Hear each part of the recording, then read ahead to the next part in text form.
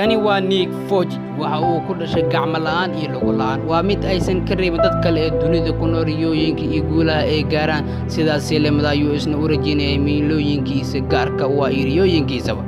Nick waxa uu soo maray xaalad adag yaraantiisii markii uu jiray 10 sano waxa ku adkaatay nolosha waxa uu mar walba ku fikiray sababta uu ugu dawan yahay dadka kale xitaa waxa uu go'aansaday inuu isdilo balse go'aanku uu gaaray inuu qaldan yahay ayuu ogaaday waa uu ka tanaasulay iyo waxa uu dareemay jacayl uu ka helay qoyskiisa hadii uu isdilana uu dhaawacayo qalbiyadooda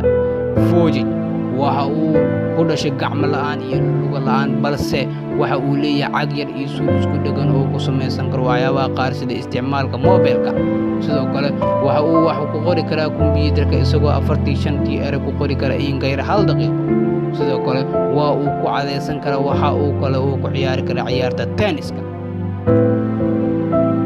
magaciisa oo buuxa waa Nicholas James Fuji waxa uu dhashay 4 December 1982 waxa uu ku dhashay Melbourne dalka Australia qoyskiisa waxa ay ka soo jeedaan asalaan dalka Serbia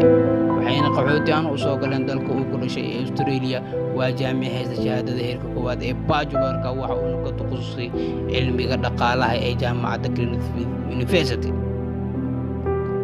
Fuji waa macaan dhanka nolosha waa dhiirigeliye mar walba dhiiriga dadka nolosha saameynta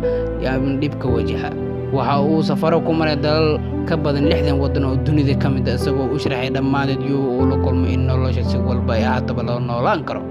2005 waxa uu aasay ama uu hirgeliyay urur NGO oo magac daray Life Without Limits xarunta dhexe ururka waxa ay ku taalaa gobolka California ee dalka Mareykanka fadlan haddii aad ka heshay warbixintan subscribe leh mahadsan